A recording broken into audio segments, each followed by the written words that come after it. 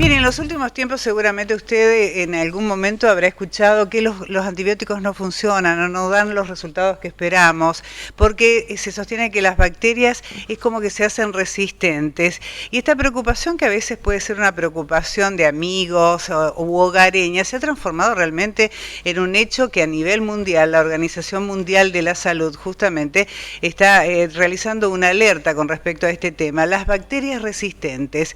Y estamos en una comunicación ya con el doctor Luis Meriño, director del Instituto de Medicina Regional. Doctor Meriño, Marco Messina, Elsa Llosa, los saludamos de Noticiero 9. ¿Cómo está usted? Muy buenas noches y bienvenido.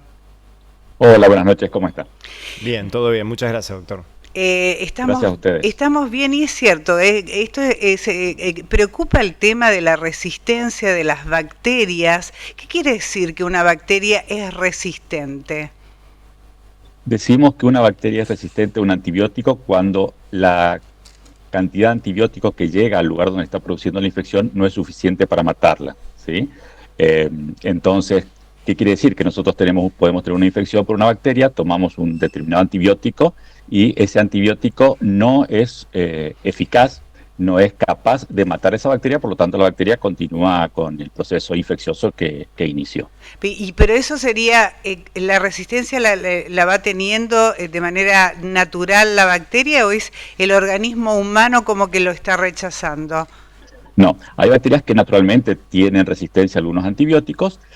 Obviamente contra esas no los usamos, ¿no es cierto? Uh-huh. Pero sí hay otras bacterias que se hacen resistentes por muchos mecanismos. Uno de los mecanismos es, por ejemplo, una mutación, ¿sí? Cambia parte de su material genético y, bueno, la hace resistente.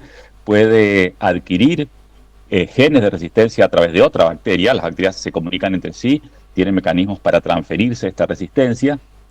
Y entonces, esas bacterias que normalmente respondían bien a un antimicrobiano, de pronto no responden porque ya tienen ese mecanismo de resistencia que las hizo diferentes, ¿sí? En ese caso se llama una resistencia adquirida, para diferenciarla de la resistencia natural. Uh-huh.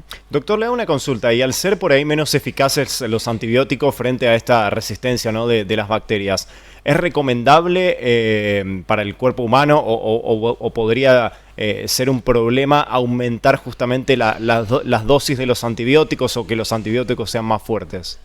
Bueno, hay veces que no se puede aumentar la dosis porque hay un umbral, que es el umbral tóxico, ¿sí? O sea, hay ciertos antibióticos que por encima de cierta concentración producen daño en el organismo, por lo tanto no pueden ser administrados en mayores cantidades.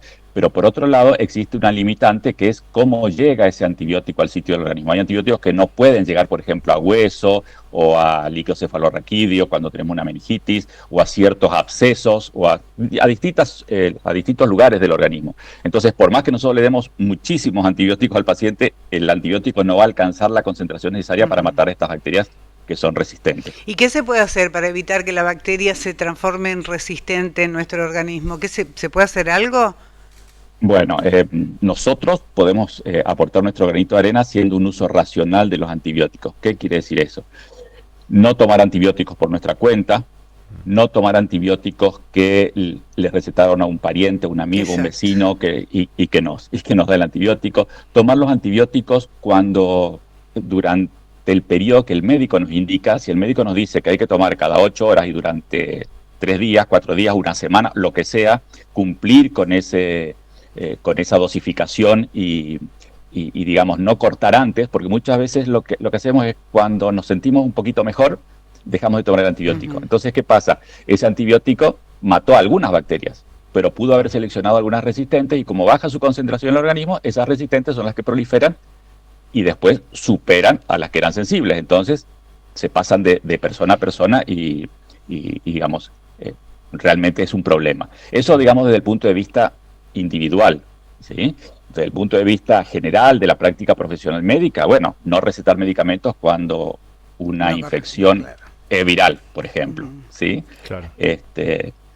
Eso los médicos lo saben, digamos, no recetan, pero muchas veces los pacientes dicen, ¿cómo? Me fui al médico y no me recetó nada, si no me recetó un antibiótico.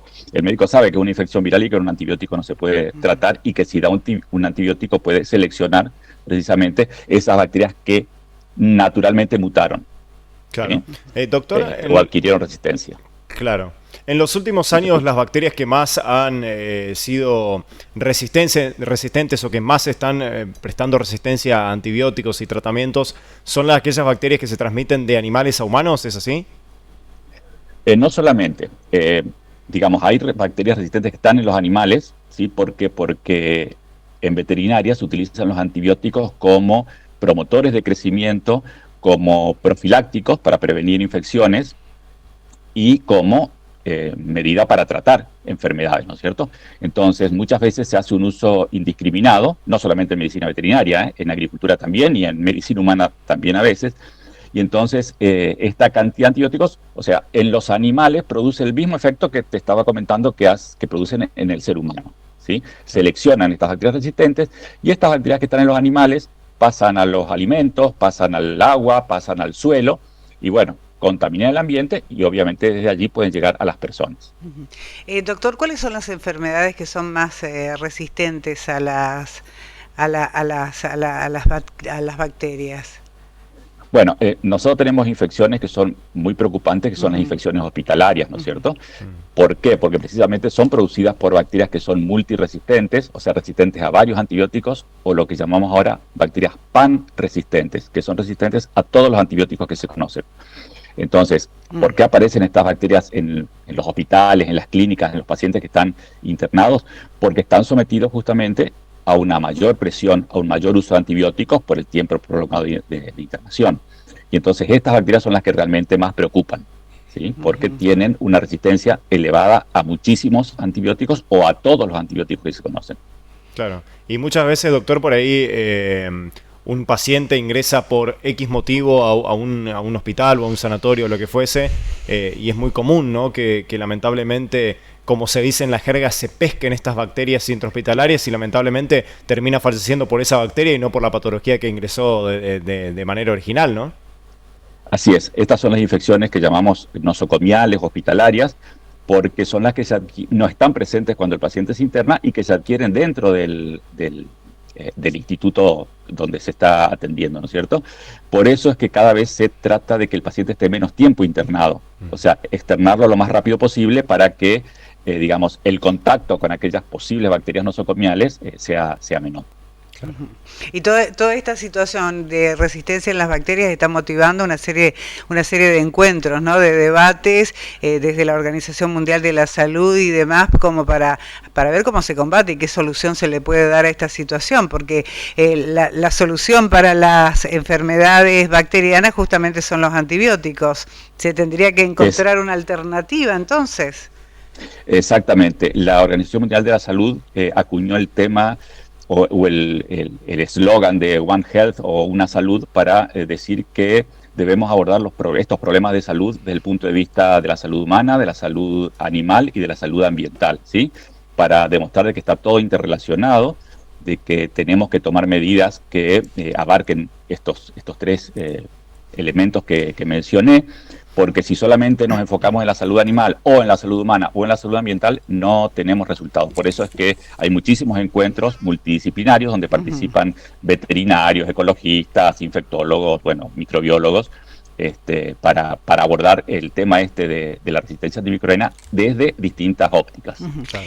Doctor, la última pregunta de mi parte, ¿qué es más peligroso, un virus o una bacteria para el cuerpo humano? Depende, hay virus que son muy mortales y hay bacterias que son muy mortales. La ventaja, entre comillas, que tienen las bacterias es que son tratables con antibióticos.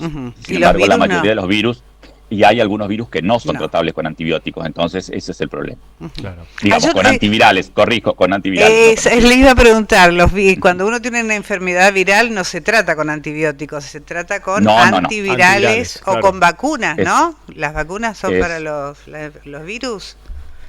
Hay vacunas para bacterias también, sí, pero las vacunas se utilizan para prevenir la aparición de la enfermedad más que nada. En el caso de los virus sí hay agentes antivirales muy efectivos, pero no todos los virus pueden ser tratados. Ese es el problema. En cambio, la mayoría de las bacterias sí pueden ser tratadas. Perfecto. Doctor, ¿toda esta problemática se va a estar exponiendo en Paraguay en el próximo mes de agosto? Sí, exactamente, en el Congreso Paraguayo de Microbiología y Congreso Paraguayo de Infectología, que se hace todos los años en forma conjunta.